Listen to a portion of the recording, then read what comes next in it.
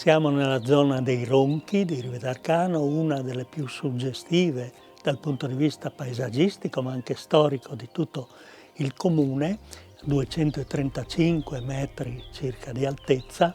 Parola Ronchi è un toponimo caratteristico di queste zone che significa appunto disboscamento.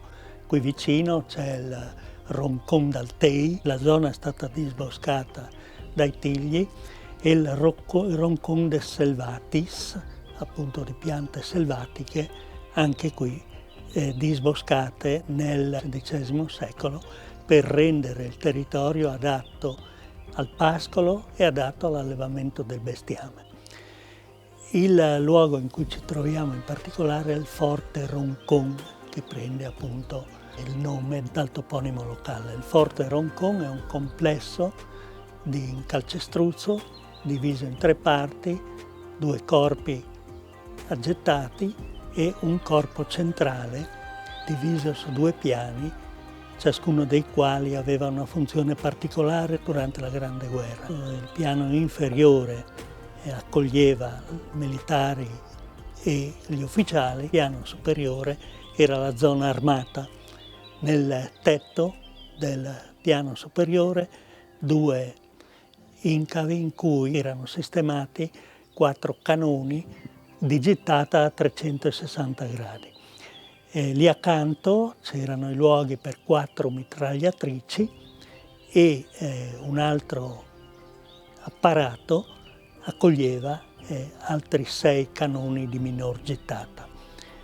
Il forte è stato costruito dall'impresa Dante Travani di Carpacco, impiegando manodopera locale.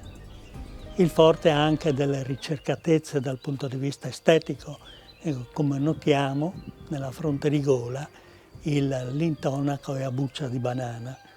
Dobbiamo ricordare che siamo nel 1911 e 12, epoca appunto in cui il fortilizio fu costruito, l'epoca che in arte si traduceva nel Liberty, quindi con ricercatezze estetiche che, guarda caso, appunto si riflettono anche in questa costruzione. La costruzione è su 2 piani, al piano superiore appunto i depositi e le postazioni per i 4 cannoni. Il forte aveva un supporto anche dal punto di vista logistico. Erano sistemati gli impianti di elettricità, quindi il gruppo elettrogeno, formato da 2 motori ad oli pesanti e da batterie, che distribuivano la corrente in tutte le stanze e in tutti i corridoi a 110 volt. Il forte inoltre aveva un impianto idraulico e raccoglieva le acque piovane attraverso delle sgronde in cemento, le portava in una vasca sotterranea rispetto alla parte inferiore del complesso e attraverso appunto 4 sedimentazioni in ghiaia quest'acqua piovana veniva resa potabile, veniva asportata nei piani superiori per le esigenze igienico-sanitarie.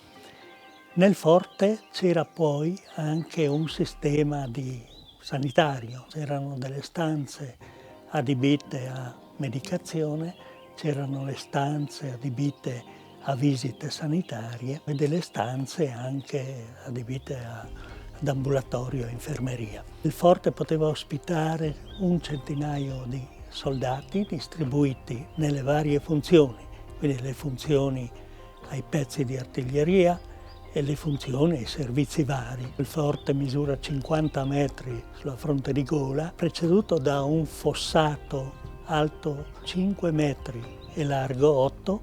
Il fossato era difeso da un sistema di mitragliatrici che sporgevano nel piano sottostante. Tutte le aperture sono strombate, fortemente strombate, e tutte naturalmente erano chiuse nei tempi del funzionamento del forte. Erano chiuse da infissi a tenuta. Il forte non ha mai svolto le sue funzioni difensive. La sua valenza si comprende solo se lo mettiamo in relazione a tutto il sistema difensorio del Medio Friuli e in particolare dell'Alto e del Basso Tagliamento. E fu del tutto depredato poi dai cittadini, quindi dalle famiglie, per tutto quello di cui avevano bisogno dopo la Grande Guerra, e fu per un periodo, nel 44-45, occupato da contingenti partigiani che qui avevano creato la loro zona di azione e di raccolta di rifornimenti che provenivano dai lanci degli inglesi e degli americani. È stato restaurato mantenendo le finalità di zona turistica e si sono mantenute le strutture come quelle precedenti, aggiungendo altre strutture nuove dove le originarie sono state asportate o sono state distrutte.